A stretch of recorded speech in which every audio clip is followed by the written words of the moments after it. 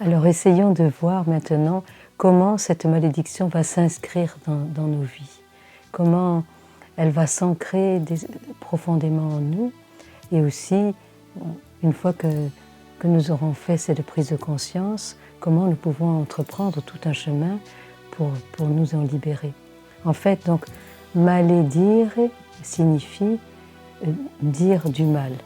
C'est-à-dire la malédiction, c'est une parole mauvaise qui va avoir une puissance. On sait dans les sociétés anciennes tout le pouvoir de la parole.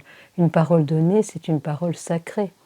Cela me fait penser à quand Hérodiade, quand la fille d'Hérodiade a dansé devant le roi, dans l'Évangile donc, devant le roi Hérode, celui-ci, avant qu'elle ne danse, il lui a dit, une fois qu'elle a eu dansé, il lui a dit, demande-moi ce que tu voudras et je te le donnerai. Et bien sûr, la jeune fille va demander à sa mère, et la mère lui dit, je veux que tu apportes sur un plateau la tête de Jean le Baptiste. Et donc le roi, à ce moment-là, est devenu tout triste à cause de la parole qu'il avait prononcée. Il ne pouvait pas revenir en arrière. Il avait prononcé cette parole publiquement, et donc il a été obligé d'aller jusqu'au bout. Et donc on voit vraiment ce pouvoir de la parole. Il y a aussi une belle histoire, c'est l'histoire de Balaam et de Balak qui montre le pouvoir de la malédiction et le pouvoir aussi plus fort encore de la bénédiction. Le roi Balak qui demande à Balaam, qui est un prophète, de maudire le peuple d'Israël. Et donc, il le fait monter sur une montagne d'où l'aperçoit le peuple. Et en fait, Balaam est dans l'incapacité de maudire le peuple d'Israël. Et donc, à plusieurs reprises, donc, le roi Balak insiste. Il lui dit, mais si tu ne le maudis pas, du moins ne le bénis pas. Mais la dernière fois, Balaam est saisi par l'esprit, et il se met à prophétiser sur Israël et vraiment à prononcer une bénédiction en disant qu'elles sont belles tes tentes, Jacob, tes demeures, ô Israël. Et donc, bien sûr, le roi Balak est furieux, mais cela montrait à la fois la puissance de la malédiction, puisque le roi pouvait s'en servir comme une arme contre ses ennemis. Mais bon, le pouvoir plus grand de la bénédiction. Et donc on voit comment dans les sociétés anciennes, la malédiction était une arme de guerre en fait. Mais aujourd'hui, cela se passe d'une manière différente, mais c'est beaucoup plus sournois.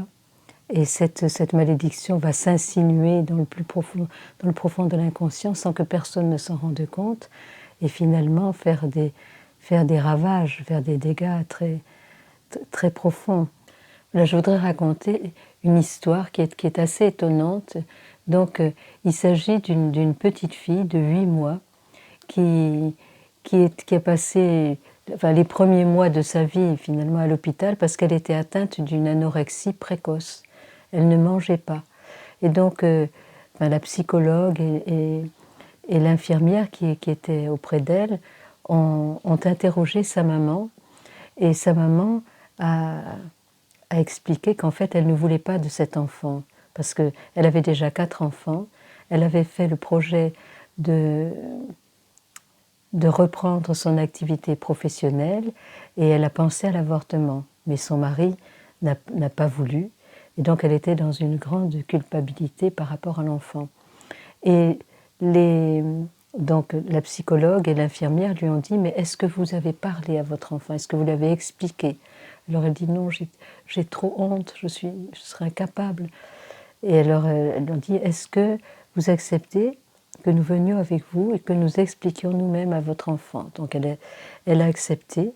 Et elles ont dit au bébé, un petit bébé de 8 mois qui ne regardait plus sa maman, qui était vraiment complètement enfermée en elle-même, elles lui ont dit que sa maman, effectivement, avait eu du mal à l'accepter, mais qu'elle le regrettait beaucoup et qu'elle elle voulait vraiment qu'elle vive, que maintenant elle voulait vraiment qu'elle vive.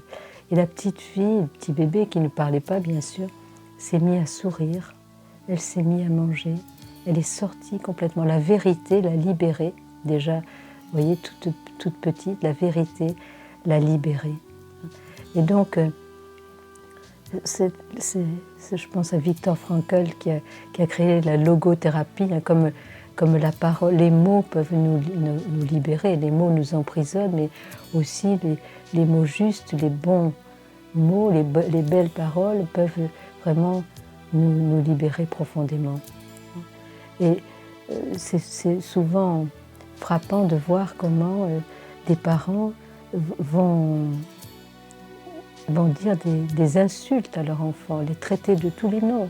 C'est souvent étonnant de voir comment on peut s'adresser à un enfant comme s'il était une quantité négligeable, comme si ce n'était pas une personne, hein, et sans se rendre compte que parfois on veut faire réagir l'enfant, ou on va le comparer. Alors, toi, t'es pas comme ton frère, ou ta sœur, elle, au moins, elle travaille, ou ton frère est intelligent.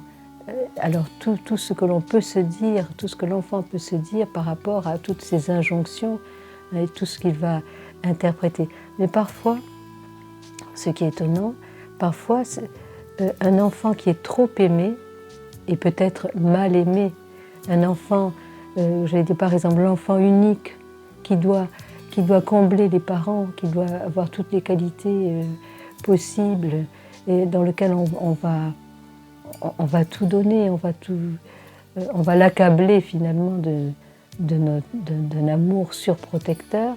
Cet enfant aura aussi du mal, va se dire aussi des choses et va devoir rectifier, réajuster son positionnement intérieur pour pouvoir vivre sa propre vie, ne pas être ligoté par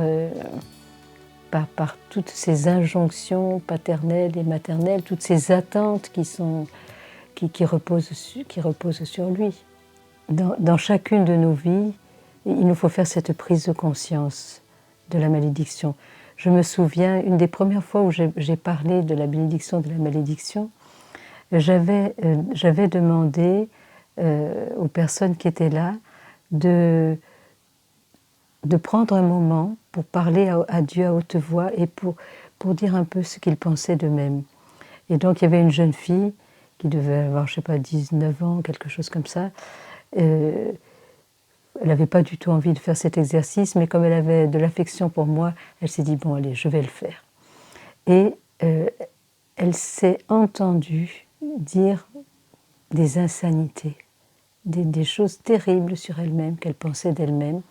Et soudain, elle s'est mise à dire, mais je ne suis qu'une poubelle. Et à ce moment-là, ce mot poubelle, ça l'a comme réveillée. Et elle s'est dit, mais non, je ne suis pas une poubelle. Le fait de voir la malédiction, je dirais, en face, de voir ce qui était en elle et qui l'habitait, mais en le disant, elle avait comme sorti d'elle-même, elle a pu prendre position. Et elle s'est rendue compte qu'elle était habitée par un mensonge. Qu'en fait, cette croyance qu'elle avait sur elle-même, c'était un mensonge. Et à partir de là, elle a pu faire le choix de la bénédiction, le choix de croire ce qu'elle voulait croire, c'est-à-dire dans sa liberté de croire à la bénédiction de Dieu qui reposait sur sa vie. Et alors que c'était une jeune fille qui avait des tentations de suicide, eh bien elle a pu rencontrer l'homme de sa vie, elle a fondé une famille, enfin, voilà. Elle a fait ce choix-là. Et je crois que voilà, dans notre cheminement, c'est important de pouvoir sortir de nous-mêmes et mettre face à nous cette malédiction, de manière à pouvoir, dans la prise de conscience, à pouvoir nous positionner et dire ben non, je ne suis pas cela. Je ne suis pas cela et je choisis de croire à la bénédiction de Dieu.